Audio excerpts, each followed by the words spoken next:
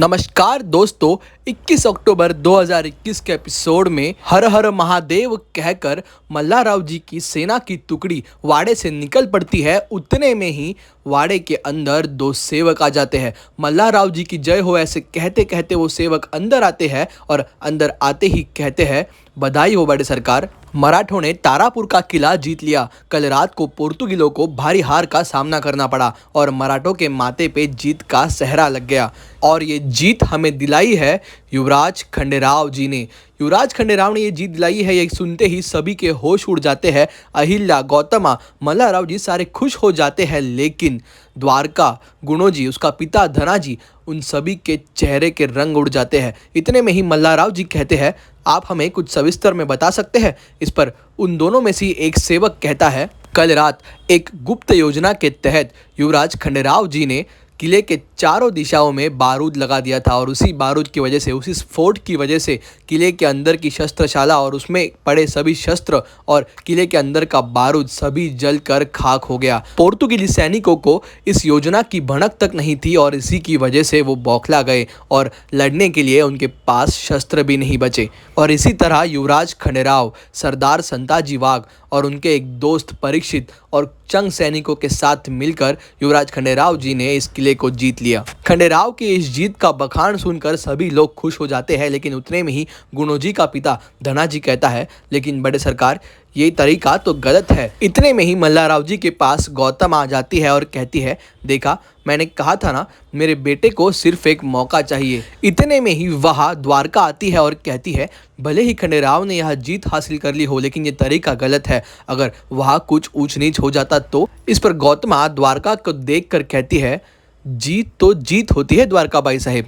और इसी बात पर धनाजी फिर से कुछ कहे। इतने में ही मल्हाराव जी दरबार में मिलते हैं, ऐसा कहकर वहां से निकल जाते हैं। और ये सब देखकर अहिल्या वहां चिंतित पड़ जाती है कि खंडेराव की इस जीत को लेकर और उनके तरीके को लेकर अगर मल्हाराव जी यानी बड़े सरकार दरबार में कुछ कह दे तो इन दोनों के बीच की नाराजगी अनबन और भी बढ़ सकती है। और इसके बाद अहिल्या खंडेराव के कक्ष में पहुंच जाती है और वो कक्ष में पहुंचती वो खंडेराव को देखती है। खंडेराव उठा हुआ होता है और उसके हाथ को जला हुआ देखकर अहिल्या उसके पास जाकर पूछती है, या आपके हाथ को क्या हुआ? इस पर खंडेराव कहता है, हमारा हाथ जल चुका था। कल रात को क्या हुआ ये खंडेराव उसे बताने लगे उसके पहले ही अहिल्या कहती है, हमें सब कुछ पता चल चुका है। आपके जीत का बखान सुनकर सभी लोग बहुत खुश हैं। और इसके बाद अहिल्या, मैं राजवैद्य जी को बुला के लाती हूँ, ऐसा कहकर वहाँ से निकलने लगती है। उतने में ही खंडेराव अहिल्या का हाथ थाम कर कहता है, हमारी जीत पर हमें बधाई नहीं दोगी अहिल्या? इस पर अहिल्या खंडेराव को जीत की बधाई देती है और उसके बाद खंडेराव अहिल्या के नज़दीक जाने की कोशिश करता है। वो अहिल्या के नज़दीक जाता है, लेकिन उतने में ही अहिल्या खंडेराव को दूर करके कहती है, हम अभी भी हमारी शर्त भूले नहीं हैं। छोटे सूबेदार जी, इस जीत का इतना बड़ा नशा है आपके पास, तो क्या आपको इस नशे के सामने आपका वो जहरीला नशा प्यारा लगता है? अहिल्या की ये बातें सुनकर खंडेराव चिढ़ सा जाता है और कहता है, हमें दरबार जाने के लिए देरी हो रही है। लेकिन अहिल्या खंडेराव का हाथ थाम कर कहती है, जब तक आप इस पर कुछ मरहम नहीं लगाते तब तक मैं आपको कहीं जाने नहीं दूंगी। और इसके बाद राजवैद्य जी खंडेराव के घाव पर इलाज करते हैं और कहते हैं, आज पूरे मालवा राज्य में सभी के जुबान पर सिर्फ और सिर्फ युवराज खंडेराव का ही नाम है।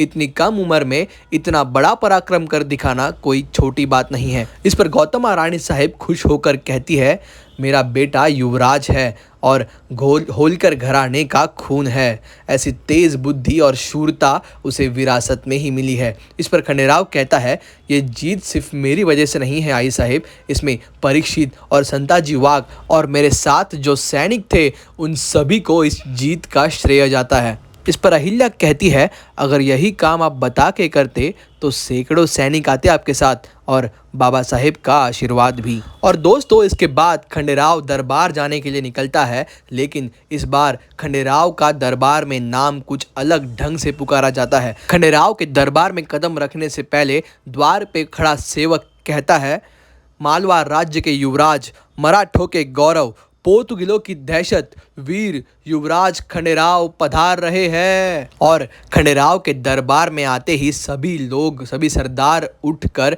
खंडेराव के स्वागत में और उसके सम्मान में तालियां बजाने लगते हैं। खंडेराव मन ही मन कहता है, बाबा साहेब, पिछली बार इन्हीं लोगों के सामने आपने हमें शर्मिंदा कर कर दरबार से निकाला था, लेकिन आज यही लोग हमारे स्वागत के लिए, मेरे सम्मान के लिए उठकर तालियां बजा रहे हैं। और आज मेरा नाम जब पुकारा गया तब मल्लाराव जी के पुत्र ऐसा नहीं तो हमें हमारी अलग पहचान से हमें आज पुकारा गया है और हम चाहते हैं कि हमारी यही पहचान आगे तक बने रहे। और इसके बाद बड़े सरकार यानी मल्लाराव जी खुद अपने सिंहासन से उठकर नीचे आते हैं और खंडेराव को गले लगाते हैं। लेकिन गले लगाते ही मल्लाराव जी धीमी आवाज़ में कहते हैं, काम बहुत सराहनीय किया है आपने, लेकिन तरीका गलत था। इसके बाद खंडेराव भी चुप बैठने वालों में से कहा है। वो मल्लाराव जी को कहता है, हम परिणाम में विश्वास रखते हैं बाबा साहेब। छत्रपति शिवाजी महाराज ने भी बहुत सारी मुहिमों में अपने नियमों को मोड़ा था और कभी कभी उन्होंने तो अपने नियम भी बदल दिए थे। आपको तो सब कुछ पता है बाबा साहेब। और दोस्तों, इसके बाद मल्लाराव जी पूना से जो नाना साहेब पेशवा ने खंडेराव की इस वीरता के लिए उन्हें जो इनाम या फिर भेंट दी है वो लाने के लिए कहते हैं और खुद के हाथों से नाना साहेब पेशवा ने भेजा हुआ वो सम्मान चिन्ह खंडेराव की पगड़ी पर लगा देते हैं। दोस्तों, आपको क्या लगता है, खंडेराव की ये जीत इन बाप बेटों के बीच की जो दूरियां है वो कम करेगी या फिर बढ़ाएगी? और खंडेराव ने जिस तरह से ये किला जीता है, क्या आपको ये तरीका सही लगा? आपकी राय हमें कमेंट करके ज़रूर बताइए और अगर वीडियो पसंद आया हो तो प्लीज़ लाइक कीजिए और आगे की अपडेट्स के लिए चैनल को सब्सक्राइब करना मत भूलिए। धन्यवाद।